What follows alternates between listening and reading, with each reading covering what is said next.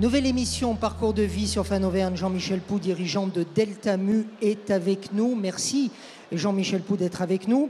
Nous sommes ici au cœur de la foire Clermont-Ferrand-Cournon, au cœur d'un décor qui symbolise le domaine du numérique et de ce qui nous attend dans les mois, dans les années qui viennent. Alors là, c'est la symbolique du repas de famille. On a une grand-mère à côté de vous, on a un petit garçon, un ado.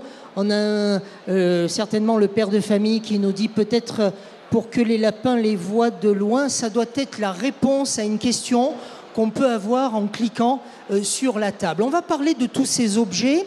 Votre entreprise, Jean-Michel Pou, est basée près de Clermont-Ferrand. C'est une petite PME qui bouscule depuis 2 décennies l'univers des mesures industrielles. Il s'agit d'un service. Je suis obligé de lire mes fiches parce que c'est très compliqué ce que fait ce monsieur. Non. Il s'agit d'un service numérique dédié à la fiabilité des mesures industrielles, avec donc l'ambition d'améliorer sensiblement la compétitivité des entreprises. Est-ce que vous pouvez m'éclairer un peu plus sur ce qu'est votre métier? Vulgairement, au sens noble du terme, vous l'appelez la métrologie. Ah oui, alors c'est pas vulgaire du tout, c'est son nom, la métrologie. La métrologie, c'est la science des mesures. Une révélation pour se faire plaisir ce soir, puisqu'on est en bonne compagnie. Toutes les mesures sont fausses. C'est-à-dire? C'est-à-dire qu'on ne sait pas mesurer juste. Et mon métier, c'est de savoir si elles sont suffisamment peu fausses pour être représentatives de la réalité. On parle de quelles mesures? N'importe lesquelles. Les mesures, par exemple, celles qui sont entre nous, là? Ah ben, si je voulais mesurer la distance qui est entre nous deux, j'aurais un résultat de mesure, une valeur, qui serait fausse. Elle serait à plus ou moins quelque chose, pour 1000 raisons. Entre nous, il y a un problème de définition, de quel point à quel point. Je vais prendre un mètre à ruban, c'est une fabrication industrielle, il n'est pas parfait. Ici, il ne fait pas 20 degrés, il fait un petit peu plus, donc le mètre à ruban sera dilaté. Enfin, il y a 1000 raisons qui font qu'on ne peut pas mesurer juste. Alors, vous ne me croyez pas, je le sais. Parce que moi-même, je n'y crois pas à ça. Donc, imaginez, ça fait 20 ans que c'est mon métier. C'est intéressant de savoir pourquoi on n'y croit pas. Simplement parce que depuis que vous êtes tout petit, comme moi, vous avez entendu des résultats de mesure qu'on vous a présentés comme justes. Quand vous allez faire votre plein d'essence, on ne vous dit pas que c'est à plus ou moins quelque chose. Quand vous allez chez le boucher, on ne vous dit pas que c'est à plus ou moins quelque chose. Quand vous recevez... On se contente de regarder les chiffres. La valeur. Et on fait confiance. Absolument. Alors, vous avez raison de faire confiance, puisque l'État s'occupe de nous depuis 1836 sur cette problématique de la loyauté des échanges commerciaux. C'était une demande à la veille de la Révolution française. On voulait un roi, une loi, un poids et une mesure, au sens propre. Aujourd'hui, on utilise cette expression au sens figuré, mais à l'époque, c'était au sens propre. Est-ce que vous avez déjà commandé du bois chez vous pour vous chauffer? Oui, ça m'est arrivé. Quand la personne vous amène 10 terres de bois, vous ressentez quoi?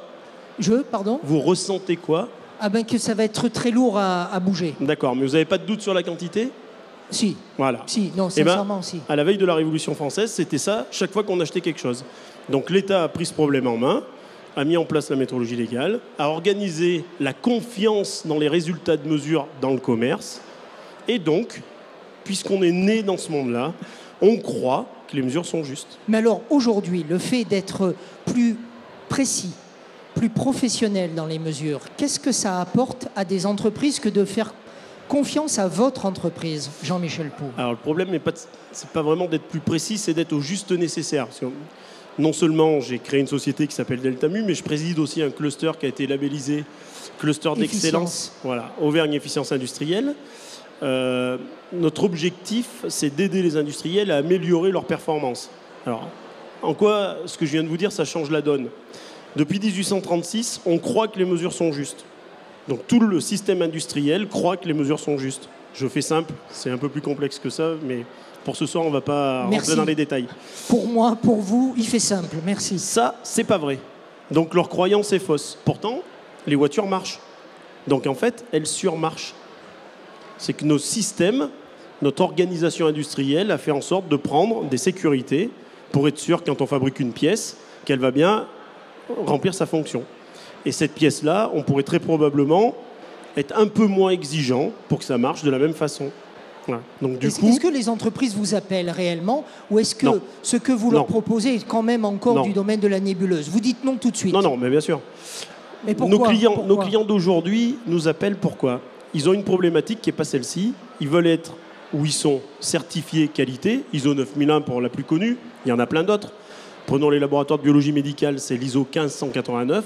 Ces gens-là, quand ils veulent être certifiés ou accrédités pour les laboratoires de biologie, ils sont obligés de faire des choses en matière de mesure. Ce qu'ils font, c'est à mon sens pas satisfaisant, mais c'est les pratiques, c'est comme ça. Et nous, on les aide à faire pour moins cher et tant qu'à faire un petit peu mieux.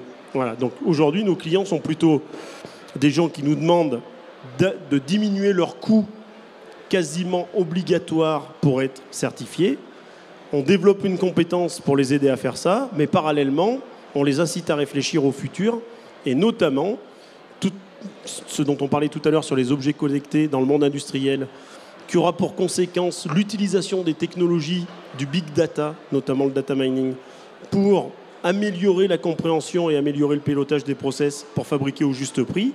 Dans ce nouveau monde, il sera nécessaire que les mesures soient plus fiables qu'aujourd'hui, ou en tout cas qu'on s'y intéresse. Alors je voudrais qu'on fasse maintenant une parenthèse sur justement ce nouveau monde du numérique. D'abord, est-ce que j'ai raison de parler de nouveau monde? Oui. Est-ce que c'est un monde qui n'est pas déjà en place sans qu'on s'en soit réellement aperçu? Donc un monde quelque part qui nous imposerait une nouvelle manière d'être humain. Soyons clairs, de nos jours, dans le monde citoyen, dans notre vie privée, ce monde-là, il s'est largement imposé.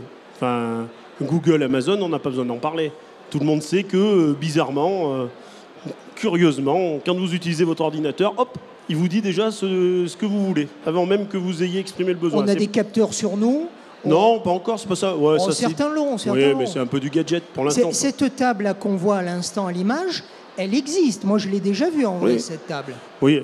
On pourrait prendre l'exemple du frigo, ça serait plus intéressant. Le frigo. Que le frigo sache que le produit est périmé. Moi, je suis toujours embêté avec mes pots de crème. Donc, si le jour où il saura me dire qu'il faut le jeter, je serai très content. On ouvre le frigo et le frigo nous montre sur un écran ce qui est périmé et ce qui est encore utilisable. Ça sera pas mal. Ça arrivera, ça existera, c'est sûr. Quand, c'est pas encore aujourd'hui, mais ça viendra très très vite. Voilà. Donc, ce monde, il existe. Donc, dans le monde d'aujourd'hui, la technologie, les moyens de calcul, l'infrastructure numérique existe. Et maintenant, c'est la course aux idées, je l'ai dit tout à l'heure, des développeurs. Regardez sur les smartphones, tous les jours, ils sortent des nouvelles applis. Certaines sont totalement farfelues et il y en a d'autres qui sont très utiles. Les farfelues disparaissent, les très utiles, est-ce que dans ces cas-là, la limite, c'est notre imaginaire? Oui, je pense. Oui, enfin, oui et non. Ça a toujours été une course. Donc les gens très imaginatifs arriveront à caler la machine dans ses possibilités. Oui, mais c'est terrible ce que vous êtes en train de dire, Jean-Michel Pou, parce que ceux qui ne sont pas imaginatifs ou ceux qui sont complètement allergiques à toutes ces technologies, on en fait quoi concrètement? Non, mais il n'y a personne qui est allergique. Tout le monde aujourd'hui a un smartphone. Vous avez posé la question tout à l'heure, personne n'a levé la main. Alors, je dis aux internautes qui nous regardent et qui n'ont pas assisté à la première partie de notre rencontre, nous étions devant 500 personnes et effectivement, j'ai posé la question. Qui n'a pas de smartphone? Personne n'a levé la main. Peut-être qu'ils n'écoutaient pas. Tous ceux qui nous regardent sont forcément sur Internet, là, à l'instant où ils vous regardent. Moins epsilon. Mais il y a des tas de gens qui ne sont pas connectés. Ben, on est connecté sans le savoir aujourd'hui avec notre smartphone. Celui qui a un smartphone est connecté. On sait où il est, on sait ce qu'il fait, on sait à quelle vitesse il va, on sait plein de choses, on sait où il s'arrête. On sait énormément de choses. Il y a pas, on est fliqué en permanence. Non, moi je suis assez contre cette idée-là. Je pense que c'est un confort. Quand je suis perdu dans une ville en France ou ailleurs, je suis content d'avoir Google Maps pour trouver ma route. Donc je ne me sens pas du tout fliqué. En contrepartie, j'ai un service gratuit, Google Maps. Je vous laisse imaginer il y a 10 ans ou 20 ans combien on nous aurait facturé un tel service. C'était que pour les richissimes. Aujourd'hui, c'est gratuit, ça ne coûte rien. C'est normal qu'ils se rémunèrent parce qu'ils prennent de l'information sur moi. Ça ne me dérange pas tant qu'ils ne me perturbent pas dans ma vie privée. Tout à l'heure, vous parliez du cluster que vous avez créé, que vous présidez, Efficience Auvergne.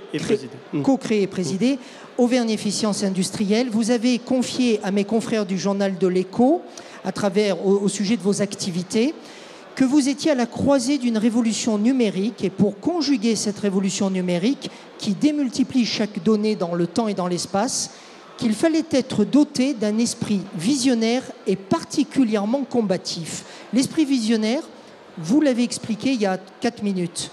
L'esprit combatif, ça veut dire quoi? Ça veut dire qu'aujourd'hui, celui qui n'est pas dans la course du numérique, il est mort? Ah, non, non, je pense pas. On parlait tout à l'heure, je ne sais plus avec qui, des lieux de rencontre en centre-ville pour aller voir une exposition ou pour aller boire un verre. C'est pas du numérique, il y en aura toujours. Et donc on n'est pas mort. Un bon restaurant, ça ne sera jamais remplacé par une bonne recette sur marmiton. Donc non, non, c'est pas mort du tout. Combatif, ça veut dire quoi? Ça veut dire que, en tout cas ça a été le cas dans mon métier, c'est encore vrai aujourd'hui, pour faire changer les cultures, pour faire bouger les lignes, c'est très très compliqué. On a beaucoup d'habitudes, des habitudes qu'on croit être indéboulonnables, et le problème du numérique est de faire comprendre, enfin en tout cas de faire adhérer un certain nombre de personnes qui peuvent être assez réfractaires au fait qu'en faisant comme ça sera mieux pour eux. On est tous un peu conservateurs. J'ai un exemple très clair en tête que je ne peux pas évoquer à l'antenne parce qu'il est assez confidentiel, mais on sait très bien qu'on peut proposer des services de meilleure qualité à la fois pour l'utilisateur et pour son écosystème. Là, je vais parler de développement durable, mais on sait très bien aussi que ce nouveau système, il va avoir une barrière culturelle et psychologique parce que les gens n'ont pas l'habitude et il faut beaucoup de temps pour faire changer les choses. Alors, il y a des exemples qui prouvent le contraire. Je l'ai dit tout à l'heure aussi, il y a 7 ans, les smartphones n'existaient pas, 7-8 ans, aujourd'hui, tout le monde en a sur la planète. Donc il y a des gens il y a beaucoup de gens qui sont capables de reconnaître le bénéfice apporté par une solution et finalement la faire la leur, quoi. Enfin, en tout cas, l'acquérir et l'utiliser. Mais c'est pas toujours aussi flagrant qu'un smartphone. Un smartphone, c'est un téléphone amélioré. Mais le téléphone, on en a toujours eu. Il y a d'autres technologies où c'est de la rupture, c'est une autre façon de voir les choses et ça c'est très compliqué. Une dernière question, cette émission, notre entretien est diffusé sur un site qui s'appelle Fan Auvergne. Être fan de l'Auvergne, c'est là encore promouvoir des valeurs fortes de la région Auvergne. Votre cluster, il s'appelle Auvergne Efficience Industrielle. Quelque part, vous aussi, vous avez misé sur la notion auvergnate? Moi, alors, pour la petite histoire, il n'y a pas longtemps circulé sur Facebook un post qui disait je suis auvergnat, j'ai pas fait exprès, j'ai eu de la chance. Voilà. Donc je ne sais pas si je suis fan ou pas, mais je suis auvergnat et fier de l'être. Surtout quand l'ASM fait des bons résultats. Ils vont gagner, ils vont gagner. Voilà. Forcément un jour c'est statistique. Enfin c'est déjà arrivé. C'est une question de mesure. C'est ça. Derrière le mot efficience, qui n'est pas forcément un mot simple, puisque même au sein du cluster, il a fait débat sur sa définition, on est arrivé à un consensus et on a dit que l'efficience, c'était l'efficacité au juste coût. Alors jusque-là, ce n'est pas la révolution, sauf qu'au juste coût, on a mis un pluriel. Ce n'est pas au juste coût au singulier, c'est au juste coût au pluriel, c'est-à-dire en intégrant l'ensemble des coûts et pas simplement le coût de revient d'une pièce, d'un produit, d'un service. Et dans l'ensemble des coûts, il y a l'impact écologique. Et pourquoi on y est sensible? Parce qu'on est dans une terre particulièrement, je cherche mon mot, excusez-moi, il est tard, mais ce caractère auvergnat et être au cœur de cet environnement-là nous sensibilise forcément à ce que doit être le respect qu'on doit avoir vis-à-vis de notre écosystème. On serait parisien, peut-être qu'on se tracasserait moins de ça. Je n'offense pas les Parisiens, je dis juste qu'on y serait peut-être moins sensible. On y serait certainement moins sensible, vous avez raison. Certainement, je ne sais pas. C'est une question de mesure là encore. Jean-Michel Pou, merci d'avoir été notre invité. Nous avons donc réalisé cette émission au cœur de la foire exposition Clermont-Ferrand-Cournon. Merci à Georges Abicatar qui a réalisé la mise en image. D'autres émissions à découvrir sur ce même site. Merci, à bientôt.